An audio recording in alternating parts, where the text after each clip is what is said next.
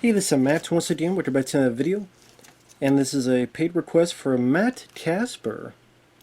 And for those interested in requesting any type of videos, PayPal is usually the best bet. I do have a Cash App and a Patreon, because people have asked about it. In fact, actually, Matt used the Cash App, and thank you, I appreciate that. I hope you enjoy the video.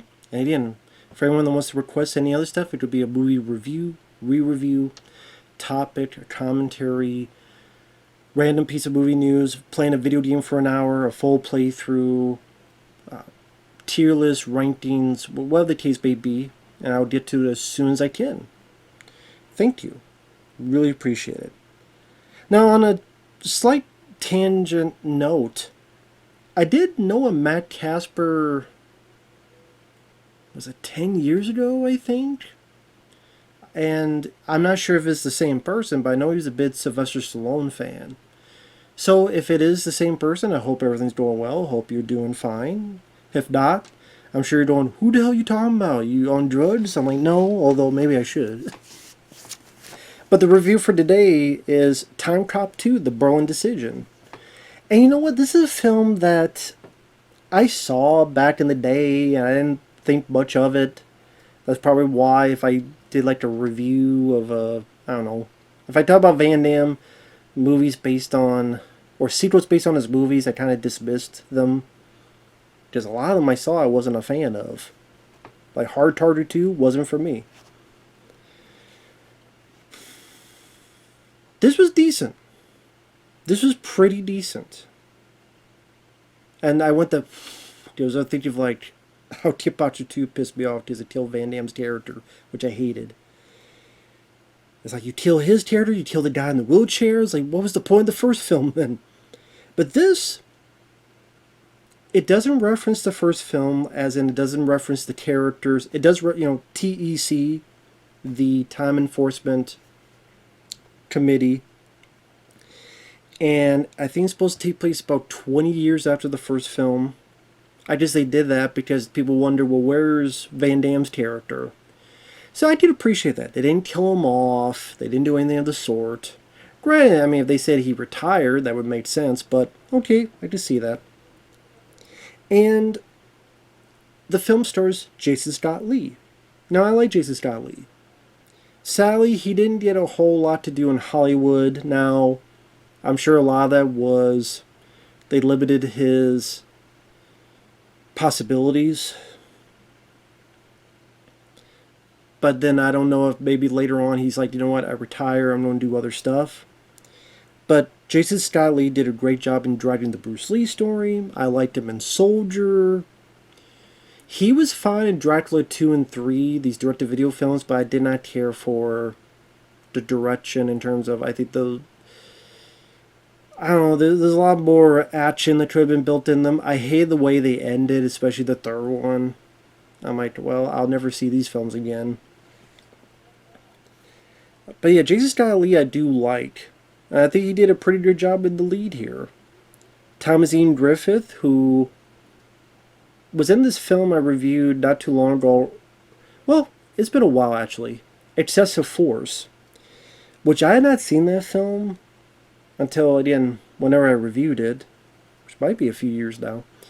It was a nice, surprisingly cool movie. Like, it was a fun action movie. I wish I would get a Blu-ray. It makes me want to watch that film again. Excessive Force was surprisingly good for a film no one really talks about. It made me appreciate Thomas Ian Griffith, because I'm not a fan of Crytek Part 3. Let alone the villain in that. But he did a good job here. Those only two are recognized, although Sven-Ole Thorsen, Arnold Schwarzenegger's buddy, he's in one scene early on in the film. And then you never see him again, because the beginning of the film takes place during the time of Adolf Hitler, where Jason Scott Lee and a few of the other time cops, including Thomas Ian Griffith, they're there. They don't know who they're looking for, but they know something's going to come up. And one that leads to another.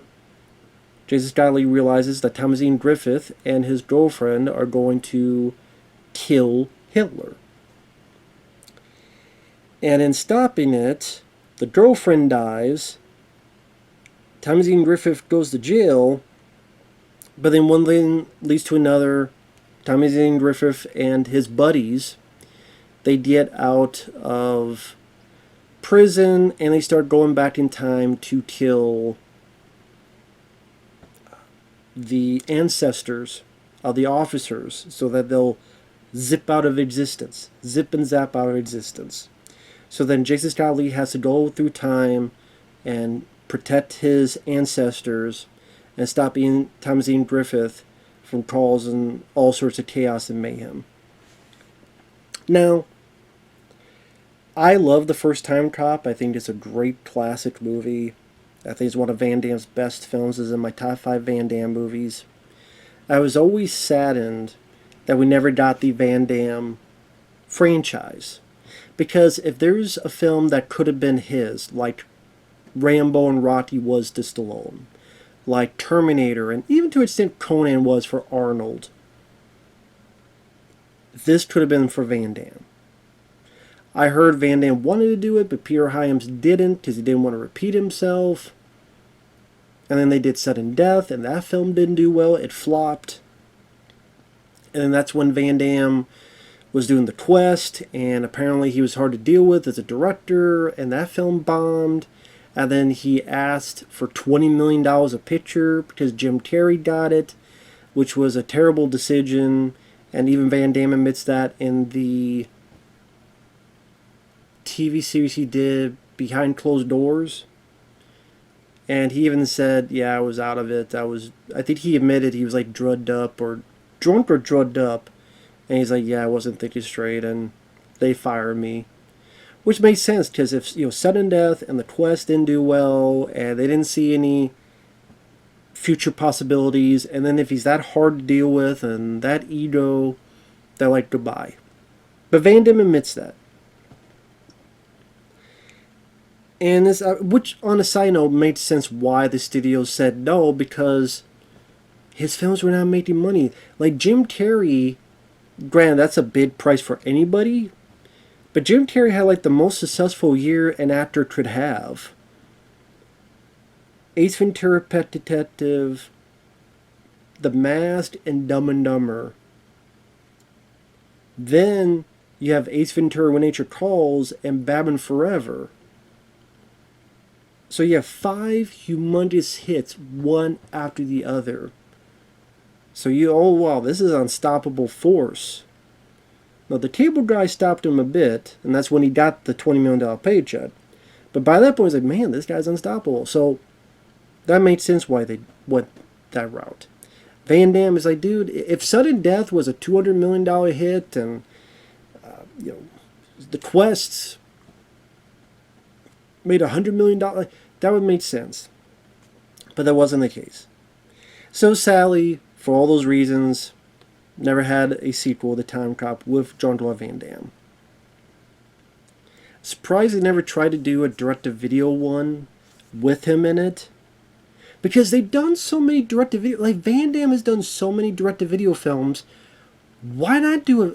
Universal... How many stupid stuff did they do with Backdraft 2 and all this other crap? So you're willing to do Backdraft 2, but you can't do a Timecop movie with Van Damme? Now, whether it be good or not, that's, Van Damme has some good direct-to-video films. Wake of Death, Until Death, 6 Bullets, The Order, among others. Some not so much. But I mean, I'd be more willing for him to take that chance than do it. Universal do a Backdraft 2 and all this other Bulletproof 2. And who the hell wanted a Bulletproof 2 and a Backdraft 2? Nobody. But I know I'm like 10 minutes in, I haven't gone to too much of the film. But again, that was kind of my thought process when I first saw him. Like, oh man, I wish it was Van Damme. Now it is a lower budget because it's direct to video. This also has nothing to do with the TV show that was on ABC that lasted a couple episodes. Which, I think that was before this. And I'm kind of curious like how this sequel came about. Maybe they saw, hey, look how successful Timecop is on VHS, DVD, whatever, so let's do a sequel. Number one, the film is pretty short. If you take out the end credits, it's an hour and 14 minutes. That's pretty damn short, so it goes by at a pretty fast pace. Because of the lower budget, you don't have a lot of memorable action. There's no car chases, I don't even know if there's really any explosions, at least I could think of.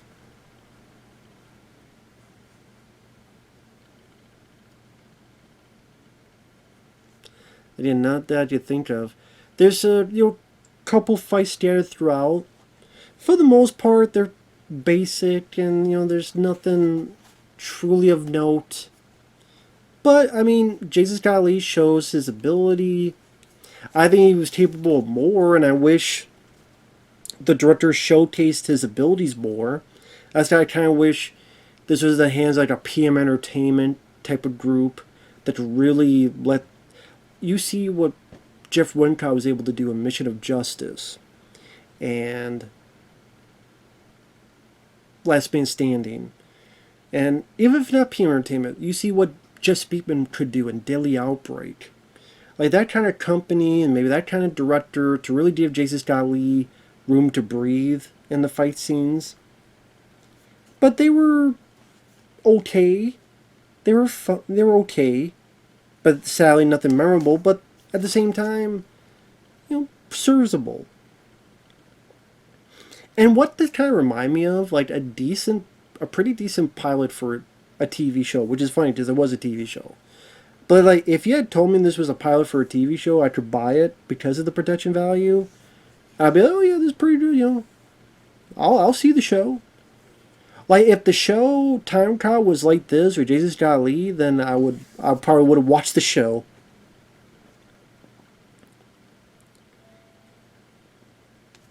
But yeah, you definitely see the lower budget with some of the effects and again the lack of big set pieces.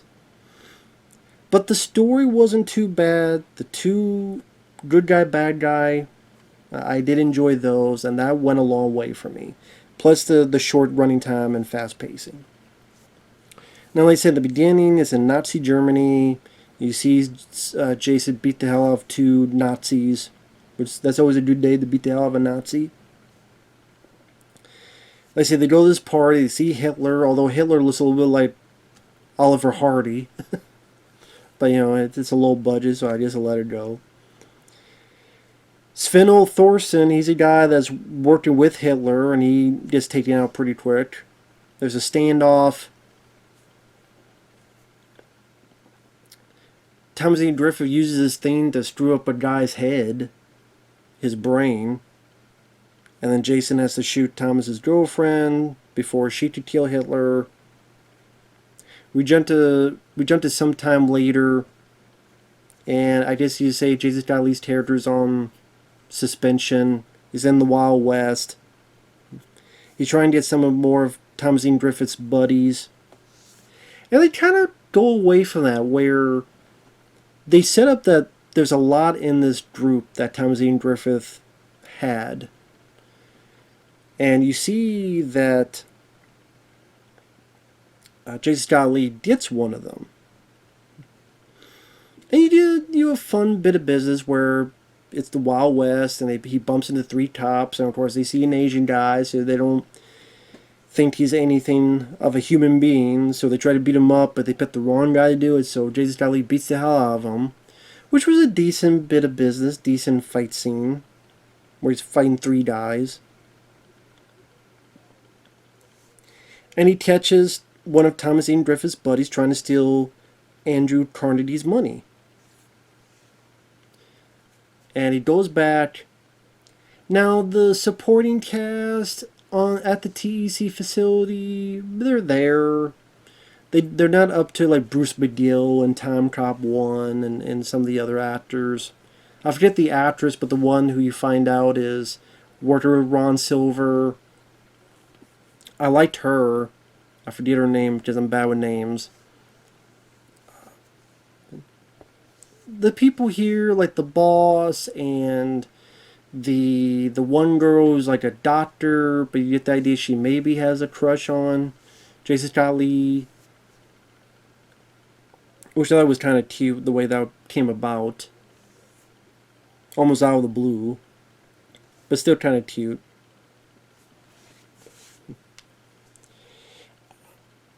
It was kind of, when I said I liked the story, it's like there are a few things thrown in there that I had not seen this film probably since it came out, so it kind of surprised me. And this is the end of spoilers. I would say, before going to spoilers, it's a fast-paced film. It's a short film. There's a couple little fight scenes. The fight between Jason Scott Lee and Thomas Ian Griffith I thought was entertaining. The story made me intrigued to see what would happen next. It didn't get boring. And if you're a Jason Scott Lee fan, it's definitely worth a watch. It's definitely, I think,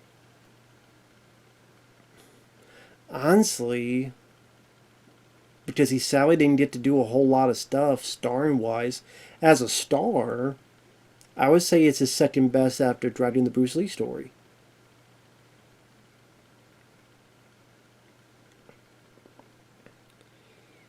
Now, although I would put Soldier, I mean, he's not the star of Soldier, but I would put Soldier Kurt Russell above this, but, because Jason Scott Lee is in there, but, anyway, spoilers starting now.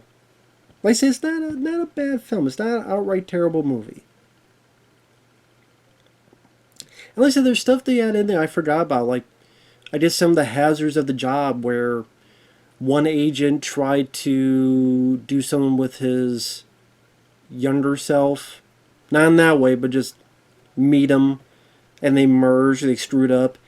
Doesn't factor into the plot or anything, or the story, or the bad guy, but it's like, okay, just one of the hazards of this job, and okay, that's kind of interesting to see how this works. Or they try to send an agent back, but things go haywire, and he blows up. You don't see him blow up, but you see a spurt of blood hit the window, and you get the idea. And so Jason Scott Lee and some other officers, they go to a place, they figure out what's going on. Some of the agents disappear, and you find out they're eliminating our ancestors.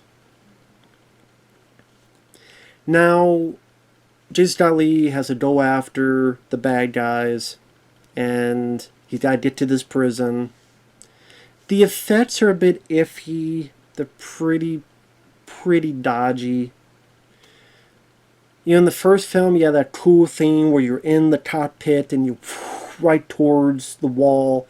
Here, it's nothing like that. You just sit in a chair, a bunch of crappy looking light is around you, and you face like you're going through the Stargate or something. And it's a lot cheaper and just not as cool as the first film's launch. Far from it. But he gets to the prison riot. Now, I thought throughout the rest of the film he'd be finding a lot of Thomas Ian Griffith's buddies. Just if he's part of a group of people, and maybe they're all trying to kill the ancestors of Jason Scott Lee, just be a lot more for Jason to beat the hell out of. Now he's in a prison, it's during a riot, so he beats a couple prisoners, but I thought there'd be a lot more of Thomas Ian Griffith's buddies that he would beat up as well. But not really. But he does fight a couple prisoners. And he has some decent, kicking ass, taking names. Including one guy who he put away in jail.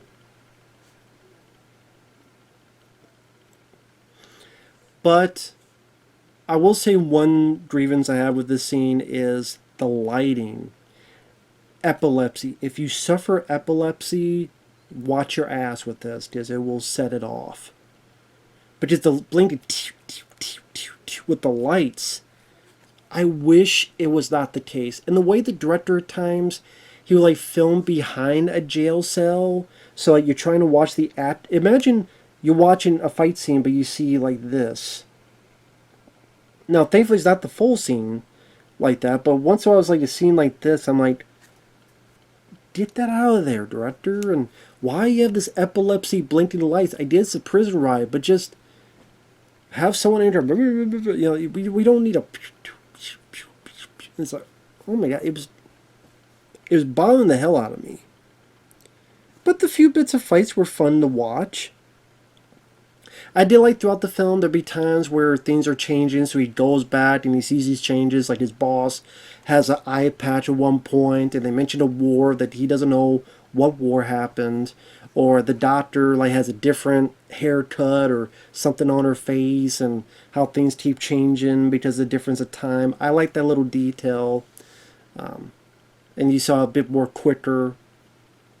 I thought that was neat to see. And they kind of knew this is just more of trying to be a fun movie. I could appreciate that. Oh, another familiar face. He goes back to 1881 to protect one of his ancestors. The bartender there is Robert Carradine from Revenge of the Nerds. And I'm sitting there going, Robert Carradine? He's only in one scene. Now maybe you knew the director or someone else knew him or a producer. But yeah, I mean, it was cool to see Robert Carradine. He's only in like one or two scenes.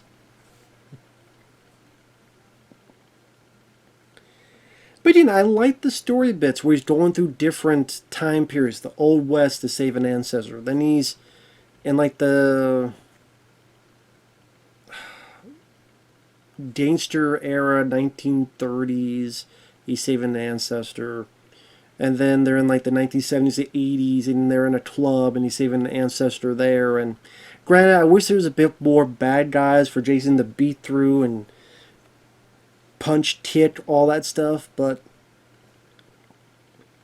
it's still interesting enough story for me to be pulled in. And yeah, it's just going at such a quick pace. I'm like, wow, this is not boring. I can appreciate that.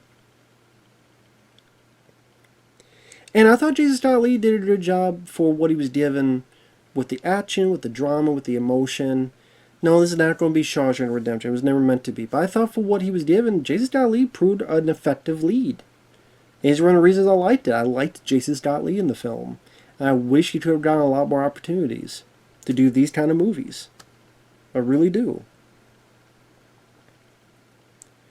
And the director once in a while tries to do an interesting camera trick. Like there's a bit where Jason Scott Lee gets back, and it's in the past when he's a kid, and he's running, and like the camera's on here. And it's like running over here, and the camera. Imagine like the camera's like this, but like up to his neck. He's like following him as he's running around. I'm like, remind me something of like Run Lola Run. I'm like, okay, that's a different type of camera work there. And then to get more spoilers, he comes to realize that Thomas Ian Griffith is the one who killed his dad. And he has a fight with Thomas Ian Griffith. And it's a pretty good fight. They get their hits in. You even get the hero taking his shirt off. Some rapid punches. A great flying kick. Like right in the Bruce Lee story, he did that. Which, I like that the director caught it in a wide shot. You really see just the height and distance he got. And kicking Thomas Ian Griffith's character and him flying back. That was cool to see. That was a good crowd pleaser moment. And he doesn't kill the guy because he's the younger Thomas Ian Griffith and says, listen, you could change this. It doesn't have to be this way. And then they disappear. Now, I guess he didn't save his dad. Again, this is spoilers. And I guess they put that where if he did, then maybe he would not be in this predicament. And, you know, about, you know, don't change history type of thing. So he can't even change his own history where it make his dad live. Granted, Thomas Ian Griffith is the one who killed him. So he's the one who changed history first. So it kind of stunk that he couldn't save his dad. I guess maybe they figured, well, if he dies, then that's what makes the kid go into maybe TEC, and then... But I kind of wish they play that up a bit. They mention it a little bit when they're in a standoff, but then it may seem as if Thomas Ian Griffith goes, So what is it? You don't save your dad, or you don't, watch me kill him? And then they get into the fight, and it's like they forget about this choice of whether you should live or die, and or at least a final moment that Jesus Godly gets with his dad. Like maybe his dad realizes who he is, and kind of accepts his fate, or something like that. I kind of wish they kind of follow that story all the way to the end goal. That's just me, though. But I also do enjoy the idea that by words and ideology appealing to this guy's sensibility, that at the beginning you think, okay, he doesn't have a bad idea to kill Hitler. It's something people always had the thought of with time travel. What if you go back and kill Hitler? And the fact that that's your bad guy, but he's wanting to do something a lot of us would want to do, would like to do, would think of doing. It puts the bad guy in a different predicament for the viewer, where you can understand his plight, you can understand his motivation, you understand what he's going for. He's like, listen, I'm sorry, but I could save 11 million people. Granted, he doesn't know that, what if 20 million people died because of it? What if blah, blah, blah?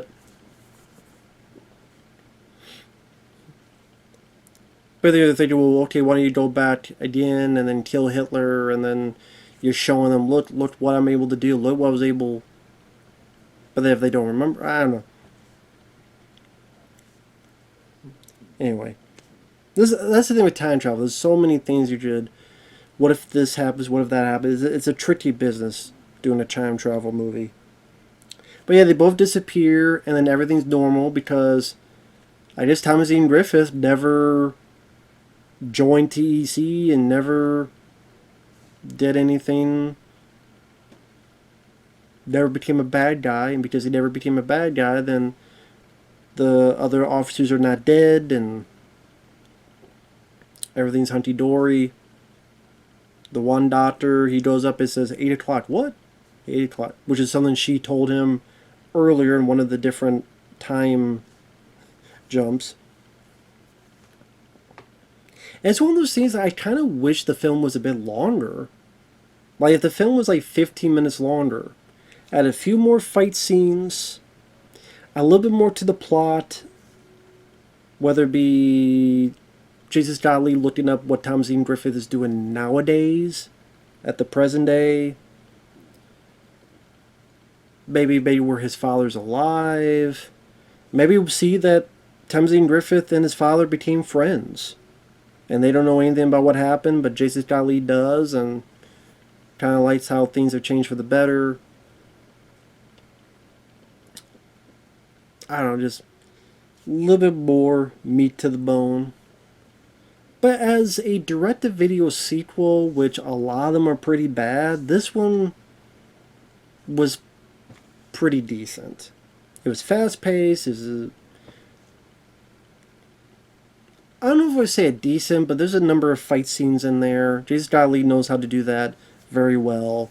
You have a good lead character. Thomas Ian Griffith, he's in the beginning, he disappears for a good chunk, and then he's in the kind of second half of the film. But he does a nice job. The story got me interested to see where it was leading to. It went in a fast up pace that I didn't really have time to get bored. And overall, not a bad film. Not a bad film at all. I have issues with it here and there, but compared to other direct-to-video films, not bad, man. Not bad. So with that said, thanks for watching. Take care, and we'll see you guys later.